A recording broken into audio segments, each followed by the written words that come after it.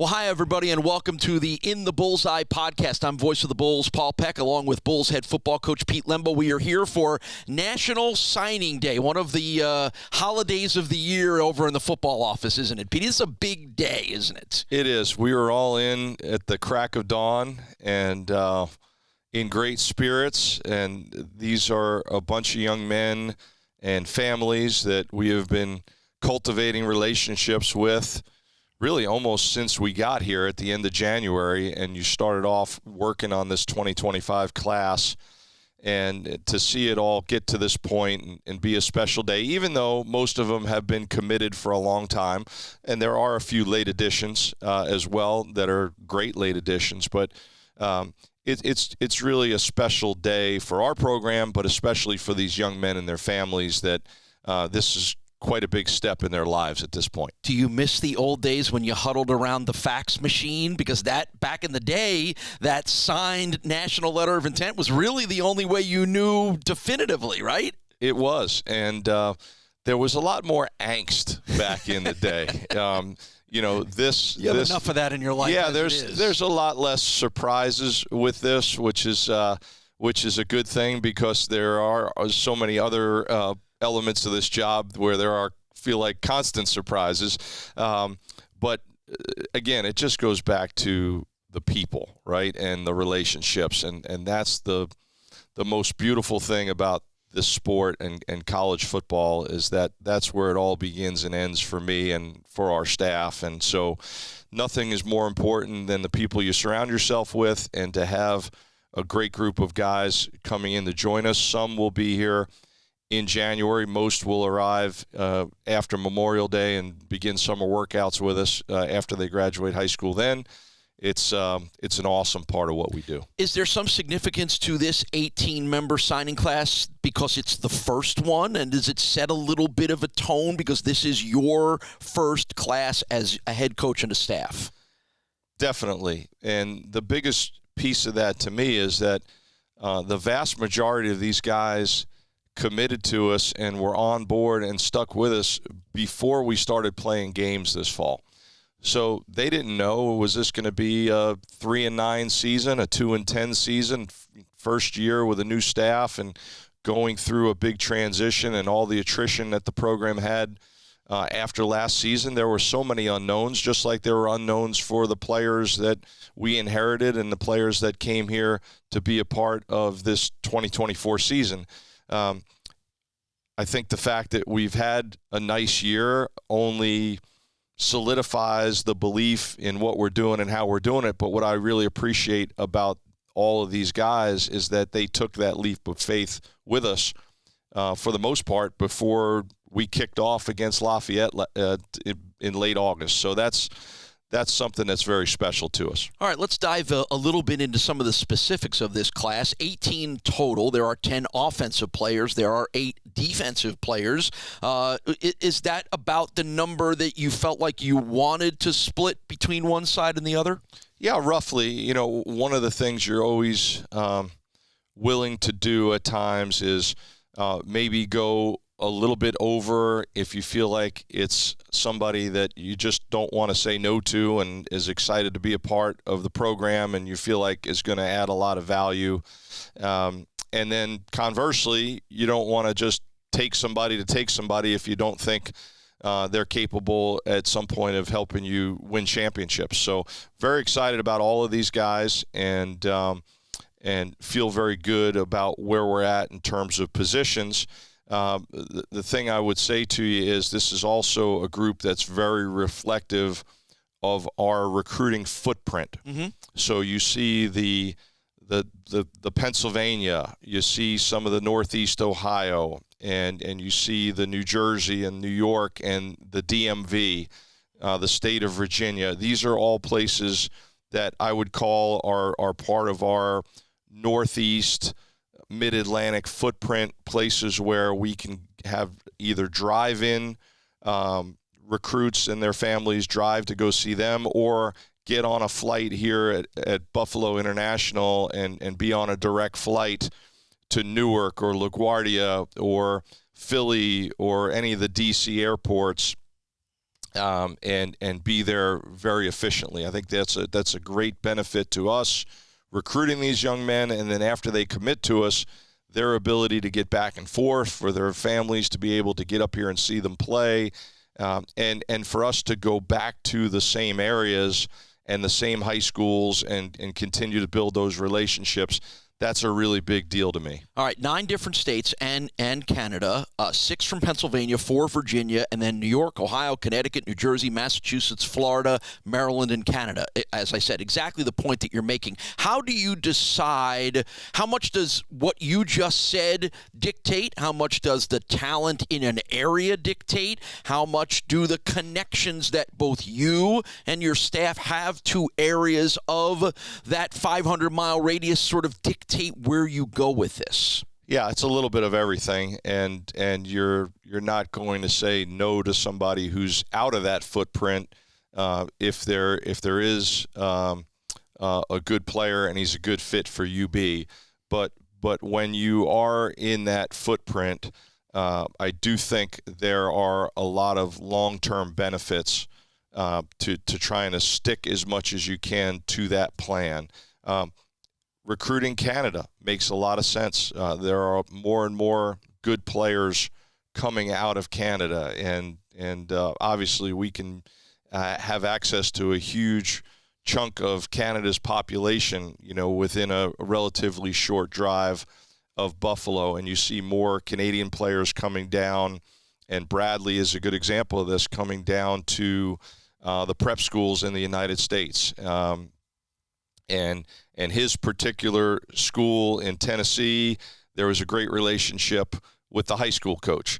And the high school coach had worked with Joe Bowen and I at South Carolina. So, that's how the world goes round. And so we're always going to be looking for those relationships and those logical paths to land a guy that's going to be a good fit and a great addition to the program. When you recruit a kid from Canada, and the Bradley that you mentioned, Bradley, and I hope I get his name right, Ilunga Bisalele from Montreal. You're doing better than me, and I've been working on that for the last 7 or 8 months. When you recruit a kid from Canada, now the fact that he had played high school football in Tennessee, I would think that makes it a little, easier, different, as opposed to taking a kid where you have to teach him there's a fourth down, right? Yes. He's actually competing for a state championship in Tennessee this week. Mm-hmm. And the Baylor school is a wonderful prep school. It's a lot like, for some of our fans that might be familiar with the New England prep schools, the Choates and the Cheshire Academies and the places like that. Baylor School is this wonderful place down in Chattanooga, on a beautiful lake and just incredible campus. It looks like a small liberal arts college.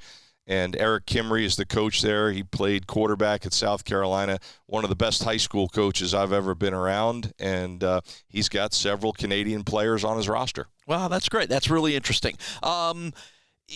Positionally, we touched on this briefly. 3 offensive linemen, 3 wide receivers, 2 tight ends, 2 linebackers, 2 defensive linemen, 2 corners, 2 safeties, a quarterback, and a running back. You touch everywhere a little bit. Is that always the goal in a class? I think with your freshman class, it really should be. We're still focusing primarily on high school recruiting. And obviously now with the transfer portal and some of the guys that could potentially exit your program and then come into your program, you've got to be more targeted in terms of the positions, because what you don't want to end up being is young across the board.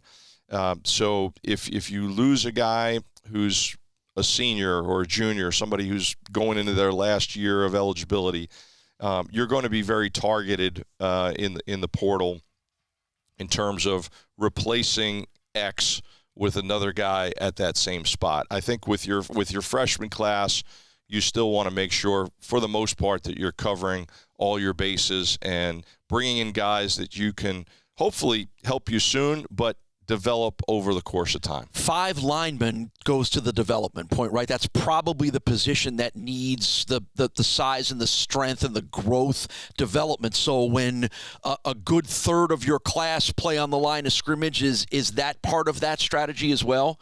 I do think, particularly with offensive linemen, that there's a lot of learning that's going to take place. I do think all 3 of the guys that we signed, while there may be some physical development, they're all very well coached. That's something that stood out in recruiting all 3 of them, is that they all played in very good high school programs where they've been mentored and coached well. And, this isn't going to be very foreign to them. But that is a position where there typically is some growth and development. On the defensive side of the ball, and we signed 2 really good, big, rugged guys that have some size. I'm excited about that because we need to get bigger on the inside. Playing in this league, playing in the MAC it's like the Big Ten in a lot of ways, and you're facing teams that like to run the football. You're getting into some weather late in the season and so forth, and to be able to hold up against the run, to me, that's where it all starts on defense. I do want to, you talked about, touched on the transfer part of it, and maybe just for explanation purposes for people that are listening to this, you signed 18 high school guys, but you still have spots available for the opportunity to bring transfers in, right? And I think I want you to talk about how that one of the biggest changes over your career in the last 10 years is normally when you sat here in this day, it might be 20 to 22 high school kids that you signed. Yeah. How do you manage the number of, do we sign this many kids? Do we need to leave this many spots open? That's always evolving, isn't it? It really is. And so managing that has now become almost a daily conversation versus, something that you might look at once a month in the past. The portal has changed that, but even more so than the portal. Everybody says the portal because that's sort of easy to say, but to me, the biggest change was when they eliminated sitting out a year to transfer at the same level. When I got into coaching, transferring was typically going down a level for the opportunity to play sooner, because if you stayed at the same level, you had to sit out a year, and a lot of people are not willing to do that. So when they eliminated that year that you had to sit out, that started to create a lot more movement. And so then, of course, you've got the graduate transfers. That came along first before eliminating the year that you had to sit out. So that added to it. And now, of course, we have what we have, and everything's public because of the portal. So there's a lot more movement, and you hope that you can build a great culture where guys want to stay and they're happy and they're thriving and getting a great education and playing winning football. And I think we are doing all of those things, and very pleased with our progress in 10 short months. But we also have to accept the world we're living in, and change is part of it. Those of us that follow college football have already seen, particularly this week with a lot of teams' seasons ending that aren't going to bowls, all of a sudden a lot of names start flooding into the portal. I guess I'm curious, my question to you is, how do you manage that as a staff? All of a sudden Monday morning there's 300 players in the portal. How do you figure out which of those might be guys that could be good Buffalo Bulls? Well, you have certain positions that you feel like you need to prioritize. But then you also have to be ready if an unforeseen change comes to your own roster to pivot. So we have sort of a handful of spots that we are targeting, but then we're also ready should something unforeseen happen to us. So I think that's a smart way to go about it. We still want our primary means of bringing players in to be from the high school ranks. But we're certainly, ready, willing, and able to enhance our roster improve in certain areas, and in some cases be ready to fill in a spot that's an unforeseen departure if we need to. All right. UBBulls.com has the entire list of all of the 18 players. We've touched on a few of them. There were a couple of names that jumped out at me that I wanted to ask you about, and I think one that will resonate with fans because of the familiarity of the last name is Jonathan Rousseau, a safety from Coconut Creek, Florida. You might have heard of his brother. He's a pretty good player for the Bills, named Gregory Rousseau. How much did that play into his desire to want to be here in Buffalo? Well, it's a great connection. It's a wonderful connection. Great family, football family, obviously, just wonderful people. And he was getting a lot of group of five type interest, sort of our tier of college football. And, once we saw the connection and the logic of the whole thing, like, does it really make sense for this guy to go play college football in Michigan or Ohio when his brother's here and his family's flying to Buffalo every other weekend, and so that one worked out wonderfully, and we're very excited to have him on board. Very athletic DB, a lot of position versatility. He played some high safety, some overhang safety. They even put him in the box some because he was one of the better tacklers on their team. And I think he's a guy, once he gets into Ryan Horton's strength and conditioning program, is going to flourish here. All right. One of the other names that I had a chuckle when I saw the name of Aiden Pedreros on the list, because it just continues your goals of becoming Monsignor Farrell High School's Alumnus of the Year every year. He's from Staten Island, the same high school you went to. Yeah. He'll join Messiah Birch and Henry Tabansi on the team. It's funny. I kid you about it, but that's your school. They know you, they love you, and those guys want to be a part of what you're doing here. It's very cool. It's very cool, and what a small world. And the fact that he goes to Monsignor Farrell is not the reason that we offered him a scholarship. We offered him a scholarship because he's a great-looking guy, super athletic. He's got really good ball skills, a wonderful family, huge upside. And it's interesting. The recruiting process takes so many different twists and turns, and he was a guy that we were recruiting early on. Spots start filling up, and then you're not sure or how many you can take at a certain spot. And when the fall rolled back around, we said, look, we've got to find a way to include this guy in our class. And sometimes within your own roster, there's some movement. You might have recruited a guy in a previous class that's got some position flexibility, and before you know it, he's playing one spot and not another. And then you're saying, okay, we're going to shift one of these numbers in terms of a freshman that we're going to bring in from here to there. And so we're very excited to have him. And yeah, it's pretty cool. He's certainly got it.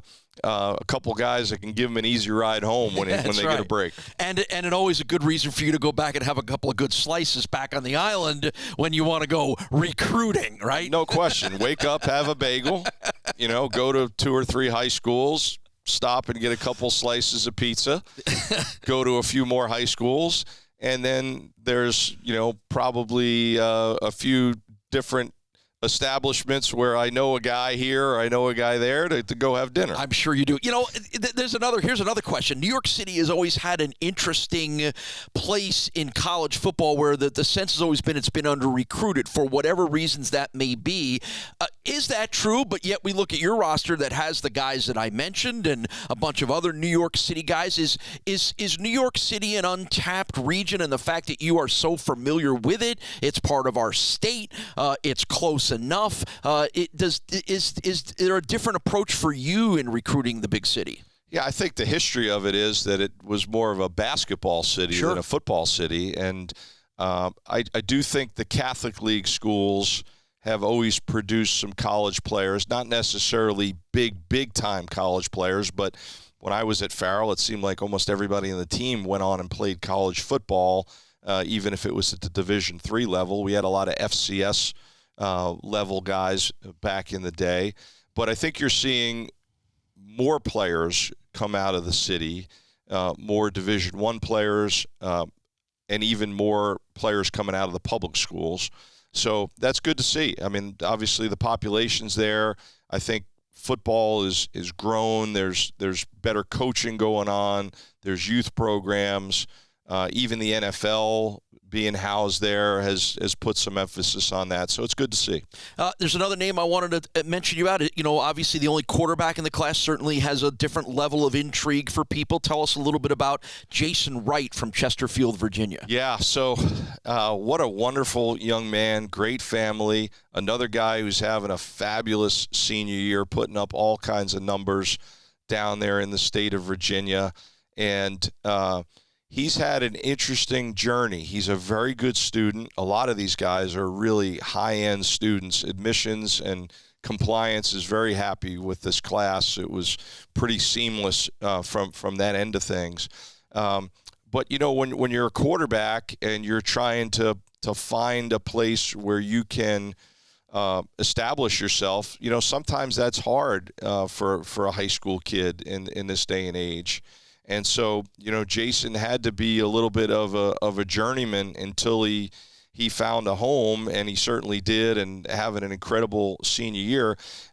We actually first saw him in person at the Syracuse camp in early June. Mm-hmm. So we had watched his high school video. We're very impressed with that. But then our whole staff going over to Syracuse and seeing him throw live, it was wow. And it wasn't just wow watching his mechanics and his release and his arm strength. It was how he carried himself. You know, you throw a guy into a camp with 300 kids there, and, you know, he's working with different people. There's all kinds of 25, 30 quarterbacks there, and they're getting coached by different guys. And there's all kinds of different pressure with all these different college coaches floating around. And the way he handled himself was incredible. He is one of 4 guys that will enroll early, so you'll have them for spring practice. Maybe explain to everybody how that works for some of those guys and how beneficial having a spring ball under their belt can be for those 4 players. Sure. So it's another one of these fairly recent phenomenons that maybe started 10 years ago or so. I remember Willie Snead at Ball State was our first guy there that enrolled early. And basically what Willie did back in the day was he set up his high school classes so that he had all of his core and graduation requirements done by this time in his senior year. And then he was able to enroll at Ball State early, which is the same thing that Jason and these other guys are going to do for us this spring. Now they get to go through winter workouts. They get to go through spring practice. They get to take those core classes that every freshman is going to take either starting in the summer or in the fall and get a head start on things, and it doesn't count against their eligibility.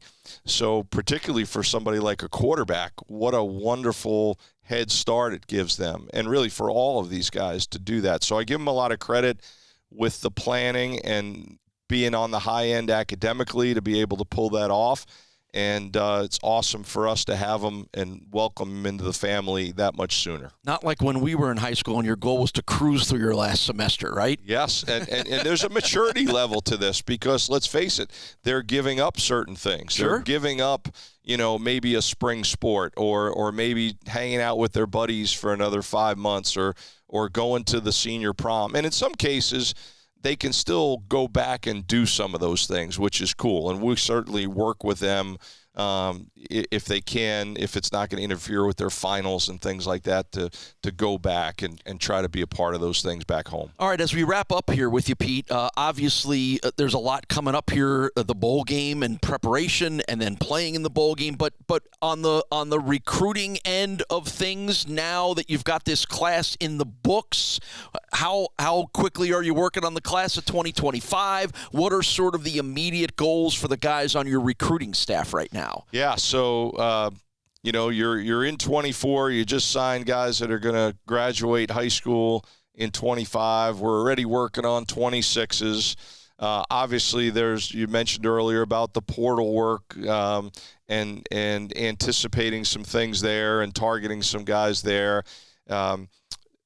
One change to the calendar, normally we'd be on the road recruiting right now. This is the first year that they made December a quiet period. So we're going to be able to bring guys to campus, but we can't go out on the road recruiting. It's actually kind of nice for our staff. There's some other things that we can do, FaceTime calls and telephone calls and things like that. But it's more in-house stuff. Certainly the wives and the families are happy that dad's not getting on planes and sleeping in hotel rooms. But then that makes your travel in January all that much more important, and you've got to be really, really efficient. So, again, when you're going to the same areas, if you can go to the same areas, that's helpful because you have less days to travel.